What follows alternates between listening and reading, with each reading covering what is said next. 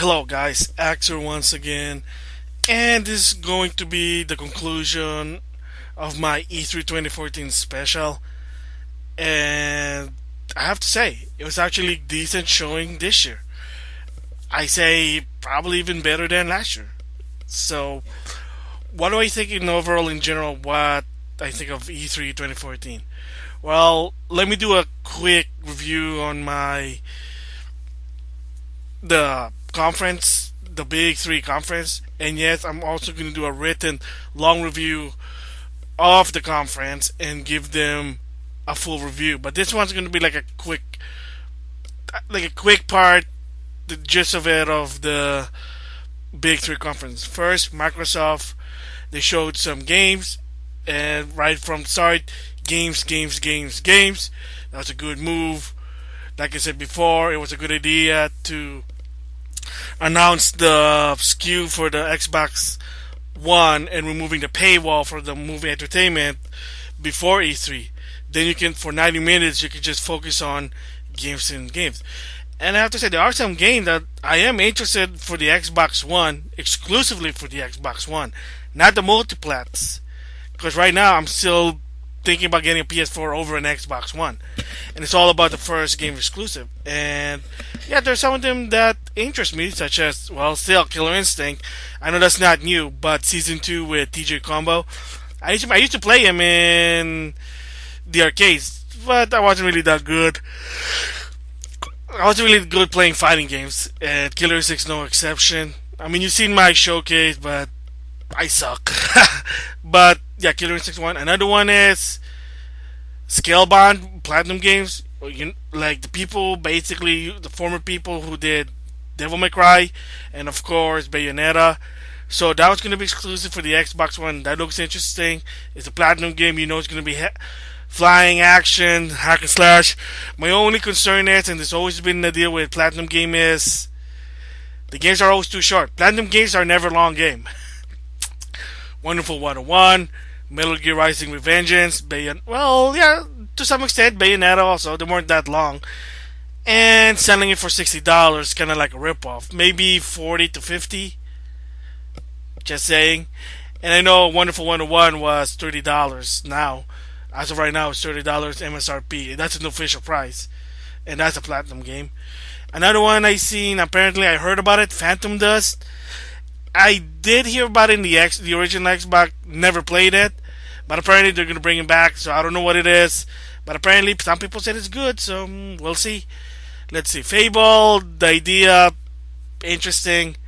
But we'll see. Like a lot of this we have to see in the long run. Not really a fan of first person shooters, so I really don't care about Halo games or Call of Duty. Crackdown's another one that caught my eye. But of course we'll see more about it. It's mindless fun. That's what Crackdown is. I had the first game. Too bad I never had a chance to get the second game, but whatever. So overall, Microsoft was pretty good. They showed games, and that's all that matters. Giving actually consumer more reason why to get an Xbox One. So good job for Phil Spencer. The plan was good. Can't wait for it. I guess if I'm decided to get an Xbox One, but like I said, I'm still thinking.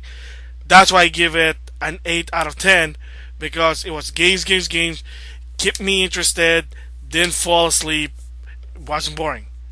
Now let's move on to Sony. It's what the opposite of what they did last year. They started strong in the beginning, then it came weird in the middle, but almost over the end, I lost the interest of the conference. And that's me, a Sony guy who loves Sony, basically saying, man, your conference is weak. It was so weak. So basically they showed games that some of them finally some gameplay, which is, I guess that's the keyword. The keyword for that conference is gameplay. And they did show gameplay of games that we already know. And that's fine. So some gameplay, Mortal Kombat 10, which is multi-platform. Batman Arkham Knight, that's multi-platform. Far Cry 4, that's multi-platform, but they show gameplay. The exclusive one they showed, Order 1886, kind of reminds me of Resident Evil Revelation. I don't know, it's a cup of tea of mine. I done playing games like that. I do play. I have Resident Evil Revelation in. Excuse me, 6. But right now I just barely touched the game. I played it for a while. Gotta play it more. Whatever. But again, that game might be interesting. I have to wait and see. Another one is Blood Bond. Apparently, it's a game from Software, which is the people who did Dead Soul and Dark Soul. So I'm not. I heard about the game, but I really never played it, so I don't know. We'll see what happened. Little Big Planet 3 looks interesting. New characters. Okay, maybe I'll get into it. Alright, cool. We'll see. And then the next part was the indie games. That's fine. Sony's and indie games are now like bread and butter. Or chocolate and milk, whatever. They go together now thanks to Adam Boyce. Remember, that's the guy who does third party relationship. He gives a reason why you should put the game on PlayStation platform. And they always do. So they have some indie games. And the best part of a lot of these indie games is they're cross-buy for PS4 and Vita. Excellent move there. Nintendo, take note. Gotta do cross-buy with this virtual console. I like your virtual console, but they're not cross-buy. I'm not double dipping on your virtual console for crying out loud. Something that I can even play it in another way. Wink, wink. But if you do cross-buy, seriously, enough. But again, yes, they got good indie titles such as Hot Miami 2.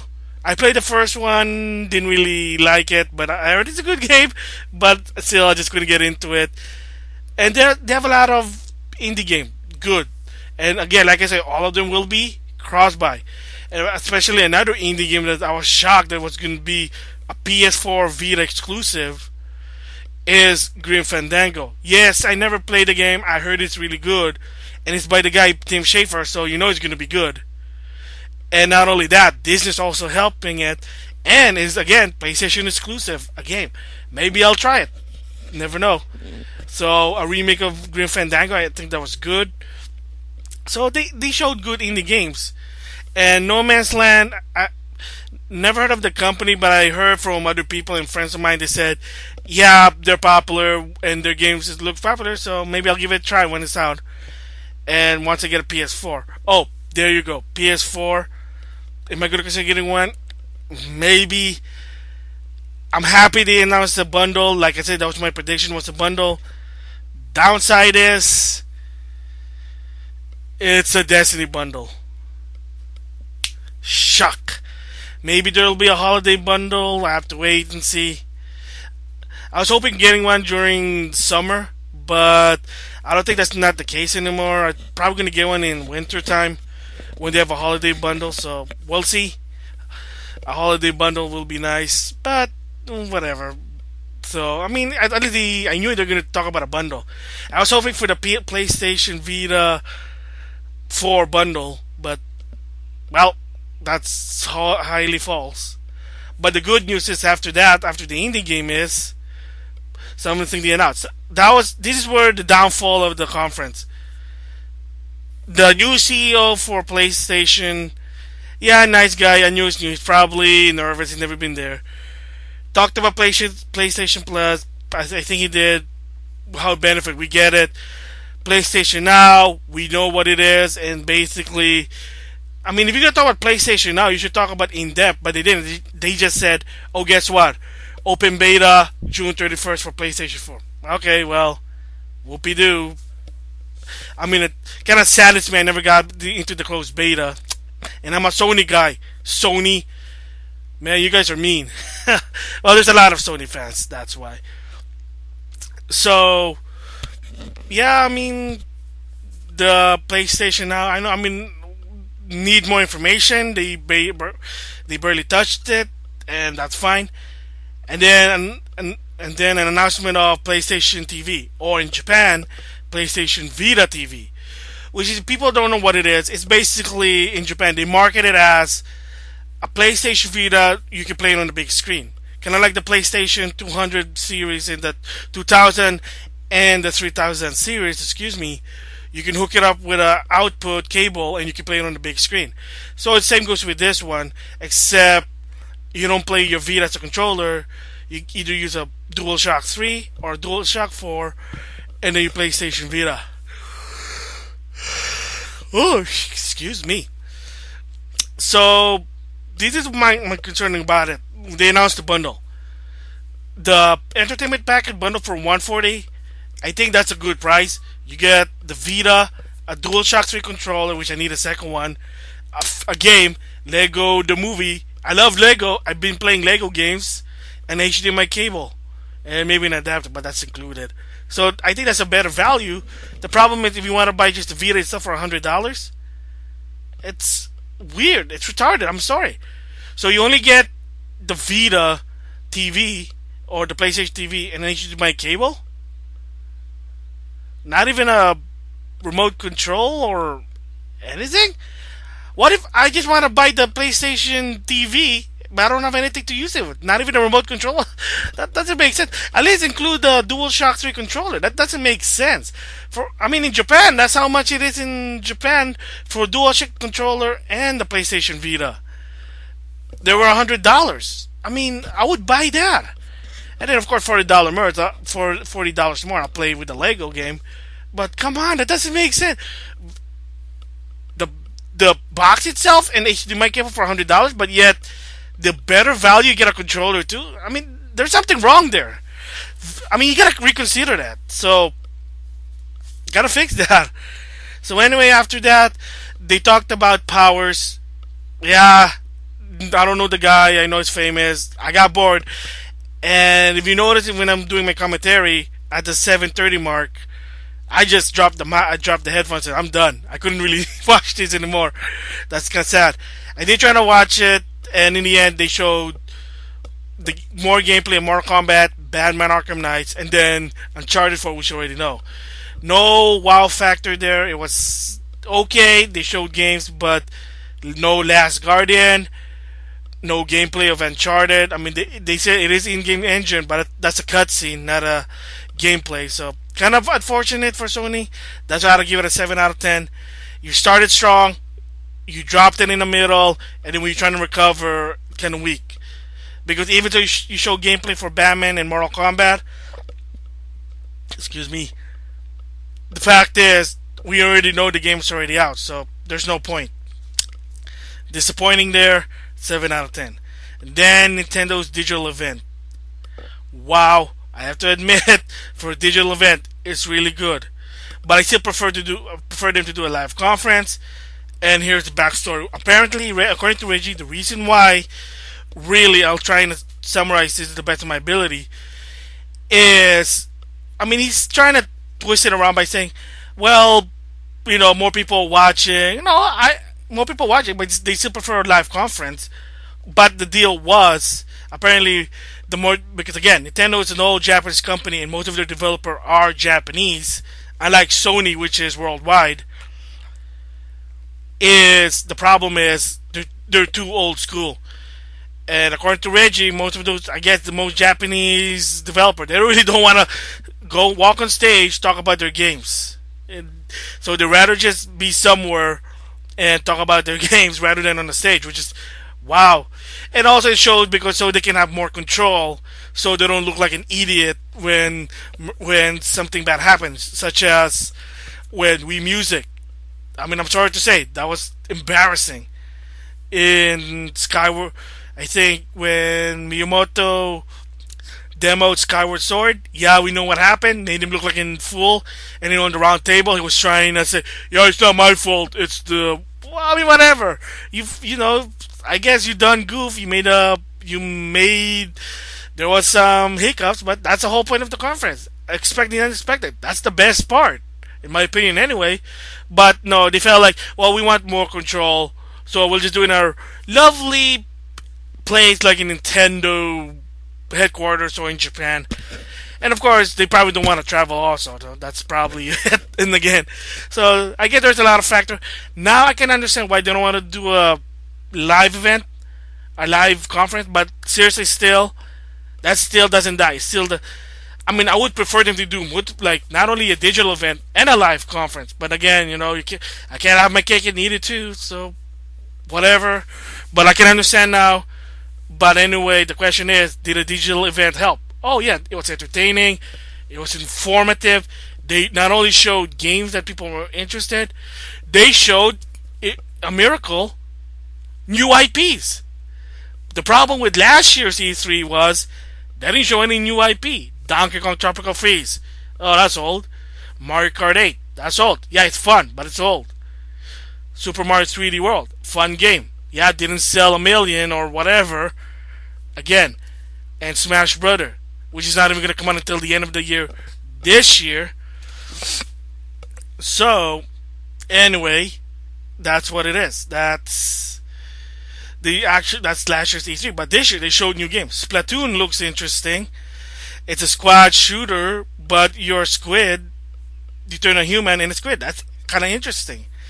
That's actually an interesting game. And then Miyamoto's new project. Remember, I said that after Mario Kart 8 that Miyamoto was going to introduce new project. Well, not only one, he did two. Project Guard and Project Robot, Giant Robot. Project Guard is basically your security camera and you shoot enemies. Project Giant Robot is your giant robot, and you have to use the Wii U gamepad not only as a controller but with motion. Yeah, we're back with motion again. I thought that was gone, but whatever. They're giving you a new reason to have the gamepad because before that there was no reason to have the gamepad, and I hardly use the gamepad. Only when I'm playing Nintendo Land Game of Wario, and yeah, that's the only tool. That's the only tool I played with because it's unnecessary. They hardly use it. That's why it's so expensive. People don't want to buy it. I mean, I'm surprised they didn't do a price drop. They should have. Maybe they'll do it in the long run. We'll see what happens. But just like Microsoft, they did give a good reason why to have the gamepad. And of course, Smash Brother. Of course, that's an anticipating game. New characters, Palutena from Kid Icarus, man. And then another one was Mii Fighter. People wanted it. I wanted it. Mii Fighter's in the game. And for you, fighting game community, the competitive player, fearing that, oh my gosh, Mii Fighter can be played online. Worry not. Sakurai said you can only play Mii Fighters with friends. That's it. You can't play with anyone. In other words, you can't play with random people with Mii Fighters or with, of course, for Glory, which is a ranked type game. You can't play the Mii Fighter. So there you go. Happy ending. No need to balance the stuff because you can't play them, especially on Glory mode, which is you have to play a standard character. That's what goes. Because again, like Street Fighter, it's about skill. Mario Kart's about skill, but it's also randomness. Mix the two, and then of course you can either be good or bad, whatever. That's a different story. But that's a good thing that Mii Fighter's in it. And the best part was Pac-Man's announced in Smash Brother. Finally, that's awesome. And I'm surprised they used his classic look, or basically his Pac-Land, which people said. You also see it in Pac-Man World, that look, but that's actually his modern / classic look. I was surprised they didn't use the one from the latest one with the white eyes. I mean, I don't even know why they did that. That was retarded. Even worse, the one from Pac-Man: The Ghostly Adventure. Oh my god, that show is so bad. Well, not so bad, but it's. Ugh. But of course, you gotta understand, Pac-Man and the Ghostly Adventure, I'm gonna sidetrack here a bit, is a prequel / reboot. Because remember, Pac-Man's supposed to be 30 years old or so. I think 30, and maybe it's 30 years old. That's what I'm guessing. But remember, in Pac-Man and the Ghostly Adventure, he's still in high school. He's still young. So that's basically, again, remember, Pac-Man Ghostly Adventure, to some extent, has nothing to do with the original Pac-Man timeline. It has its own story. Again, he's a teenager, and it's a prequel. So just think about it that way. So anyway, Like I said, awesome. Pac-Man is there, so I can't wait for that game. Of course, mostly that's why people have Wii U is Super Smash Brother, and of course they announced also Super Smash Brother on the 3DS. And for people say, wait, October? October is not summer, or maybe Japan thinks October is summer. Nope. Sakurai even said it himself. Super Smash Bros. For the 3DS is delayed. He said it. He admitted it. They needed the delay because they needed more time to debug the game. That's why. So unfortunate. That should be a good summer game, but oh well. I mean, if you're a person who don't have a lot of games, I feel for you. Like I got a lot of games, so it's not a problem for me. And of course, I'm a 30 some year old person also. So I don't know. So again, let's see what else in Nintendo I want to talk about. Well, they showed the other game, Woolly, Yoshi Yarn. It's not Woolly. Yoshi's Woolly Yard. Kirby's Canvas is back, based on the DS game. Toad's Captain Toad's Adventure. Again, remember the mini game for Super Mario 3D World? Now it's a game of its own. I don't know if it's going to be downloaded or not. And the best part really is with Nintendo is they're actually going to have third-party support. Not only in the 3DS, also in the Wii U. Well, I know or Just Dance and Skylanders is going to be there, but they have some decent third-party support. I think I got to check out the list. But the downside is, or maybe upside, it's up to you. Besides Bayonetta, is that Devil Third is now exclusive to Wii U. You go, wait, what? Wasn't it supposed to be multi-flat? Well, what happened? Well, if you know the history, THQ was going to publish the game. They gave them, basically, they were going to help Itagaki's game publish it. But of course, you know what, after THQ and their fiasco, so they gave back his IP, all of it. As a result, well, of course, he doesn't have a developer. And then, there you go. Nintendo took it. There you have it. Now it's Wii U exclusive. So people said, oh, that's stupid, Wii U exclusive. That's not going to sell, blah, blah, blah. Well, you got to keep in mind, that's the same goes with Bayonetta. Yeah, I may not like it, but I can understand why they have to do it. Bayonetta 2 is exclusive to the Wii U because no other company want to publish it. Heck, not even Sega want to publish the game because they're not making a lot of money. Remember, Sega at one point were in the red, but I don't think, not anymore. But there you go, and that's the reason why. So, I'll tell you this once again. If you want to support the game, buy it for the Wii U. You don't agree for being a Wii U exclusive?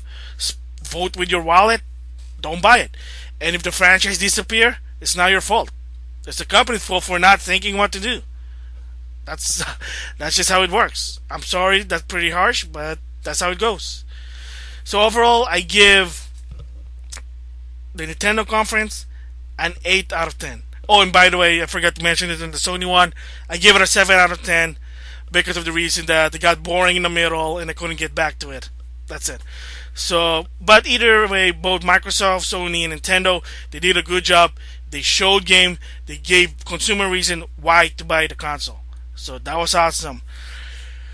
So what else I'm going to talk about? Well, overall, games, good. There could be a lot of games coming out this year. And of course, expected 2015.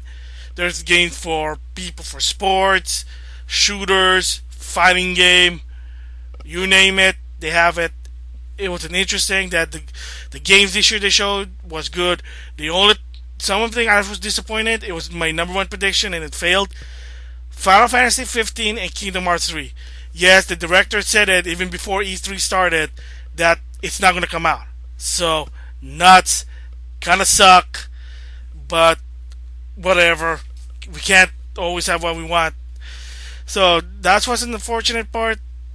That those two main games for Square Enix. But they finally showed the next Tomb Raider. Awesome. I might get it for the PS4. Yeah, we'll see. It's an awesome game. I guarantee you. I mean, if you play Tomb Raider, the reboot, it's an awesome game. Oh, excuse me.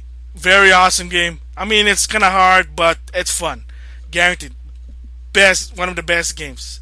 If you like Tomb Raider, you'll love this. Play that Tomb Raider reboot, and then if it comes out fall of 2015, Get that one. The sequel to it, I forget the name. Rise of the Tomb Raider, I think. Awesome game. Awesome, awesome game. So there are a lot of good games coming out. Japanese type game, American type games. Alright. Now, I have a little rant here. I'm gonna sound like a jerk. I do apologize in advance. I got two company right now I got beef with to some extent. Tecmo Koei and Bandai Namco. I like their games. But lately they've been doing things that I don't really approve. And that is, and I talked about this before in one of my previous vlog, sub and dub. The practice of games not putting English language or the English voice in a game and selling it for full price is a pathetic business practice. And my goodness, I hope they stop this. Sorry if I'm yelling, because I'm a bit upset about this. Oh my gosh. Okay, if you're a Tales fan, Tales of Heart R is coming for the Vita. Awesome. Guess what? Namco Bandai is so cheap, they're not even going to put an English voice in it.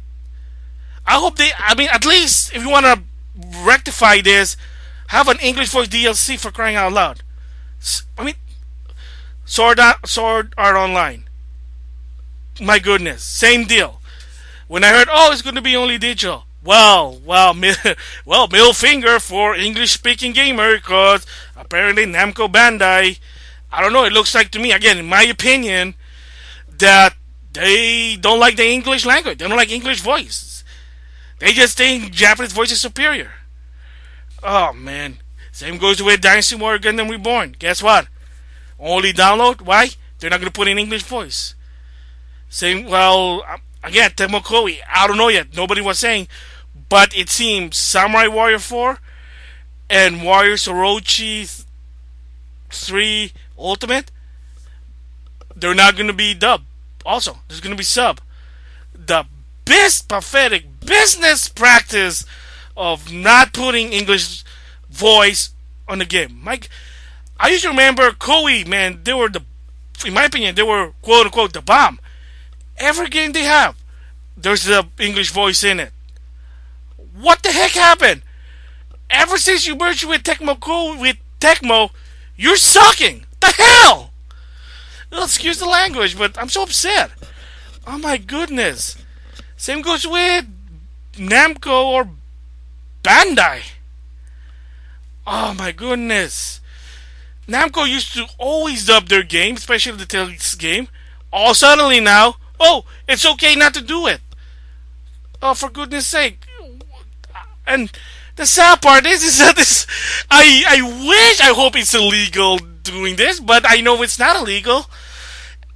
And I'm gonna try to. I mean, I can understand, but I'll explain it later. But it's so annoying that they're doing it because we want to save money.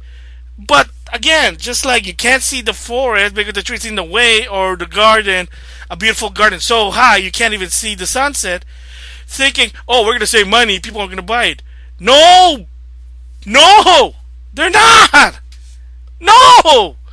You're going to lose more customer. Like myself. I keep tweeting Tecmo Koei, Namco Bandai. You're not understanding. You keep this practice up, you're going to lose supporter. I have talked to some of these fellow gamers, and some of them said the same thing. Wait, no dub?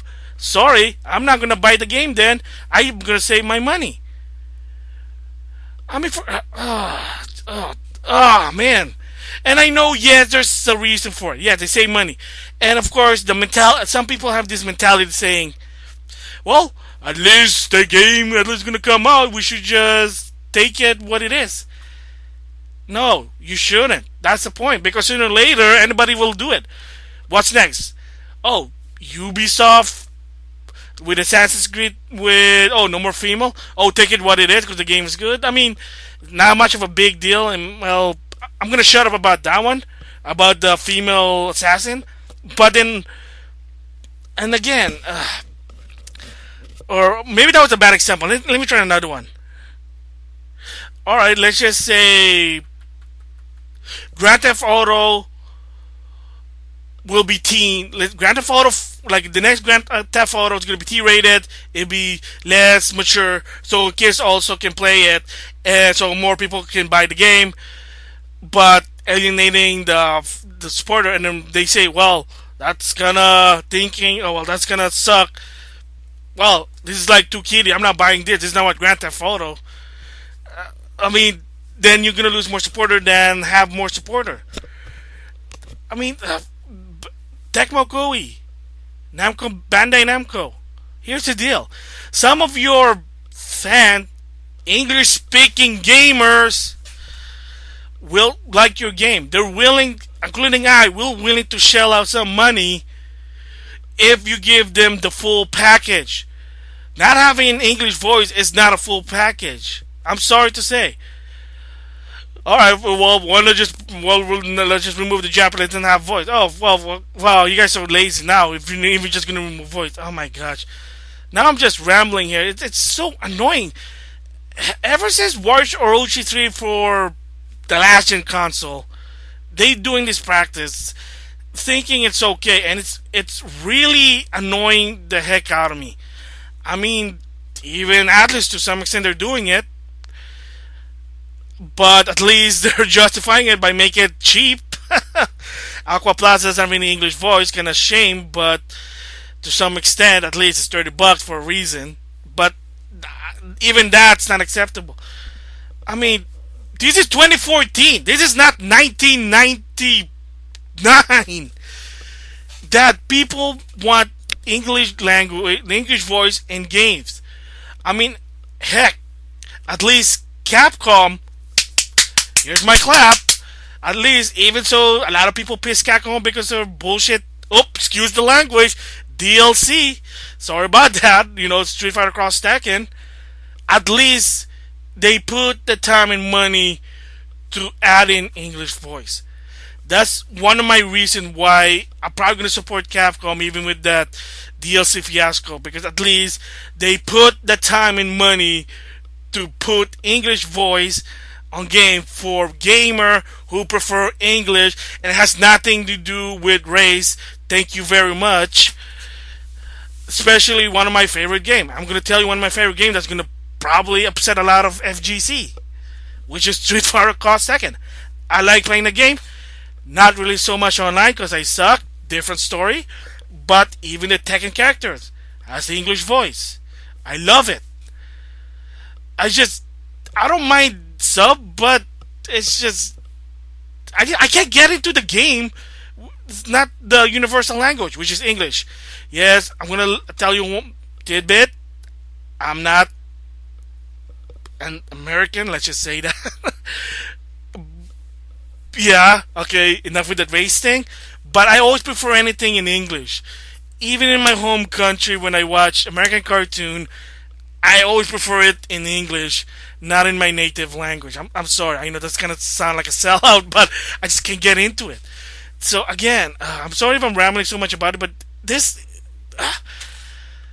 I mean, again, to any company thinking not putting dub in the game, seriously, I mean, you keep this up, you're gonna lose support.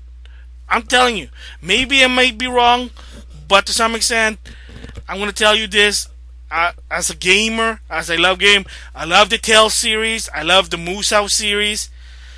I mean, maybe I'll do a showcase about it just to show my appreciation for the game.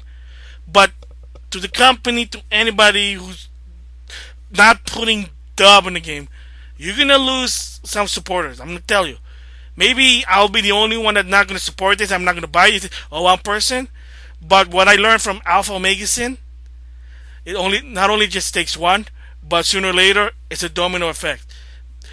Someone hears this, they might be saying, "I agree with you. I'll do the same thing." That's two, and there may be other people, three, and then 4, 5, 6, 7, so on and so on, and sooner or later it'll be enough people to just to get the message. Well, I guess some people didn't want to buy the game because I guess they want dub in their English dub in their game, and we didn't put it because we're so cheap. We want to save money.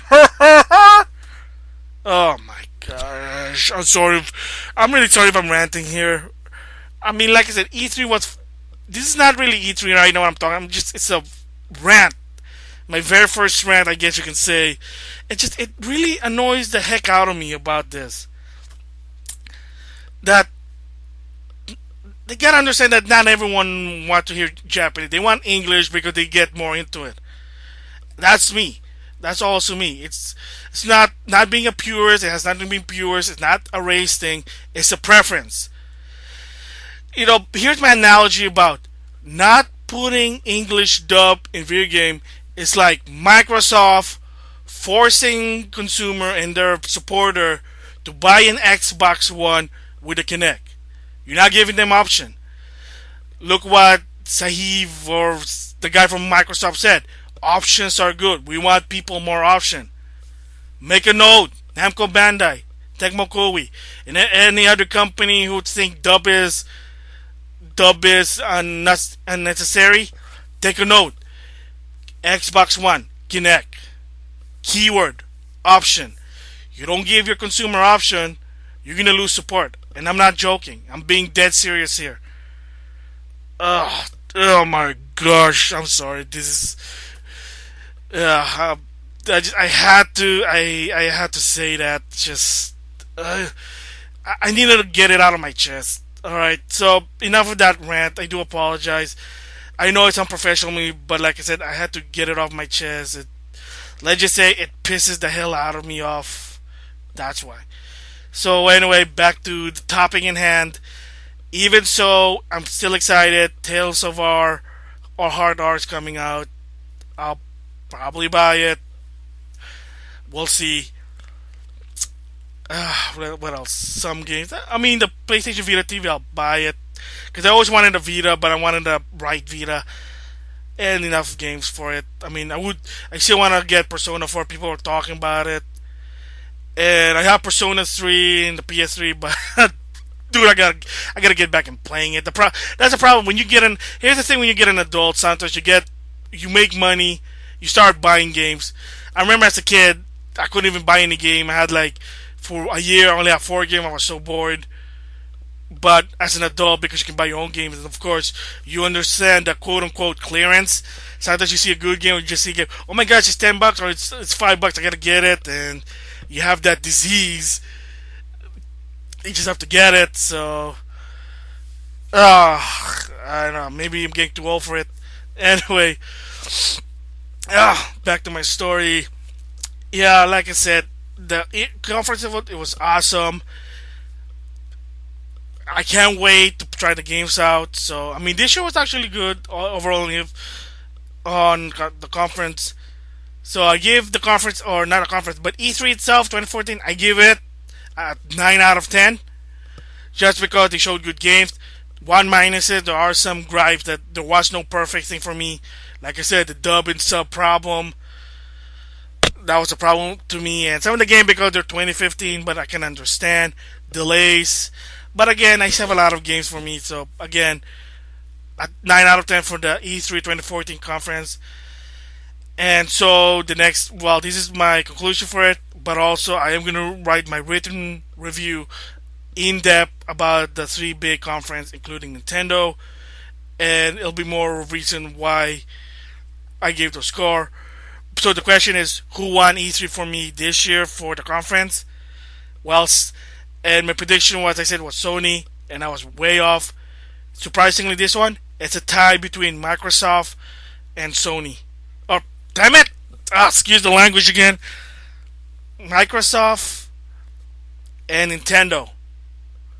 The Wii, the Wii 360? Well, that was last gen. But yes, Microsoft and Nintendo, they showed good games, get me interested. Sony, sort of, but in the end, it's like, this is boring. I'm going back to sleep. So, again, but overall, all 3 systems, Sony, Microsoft, and Nintendo, good job.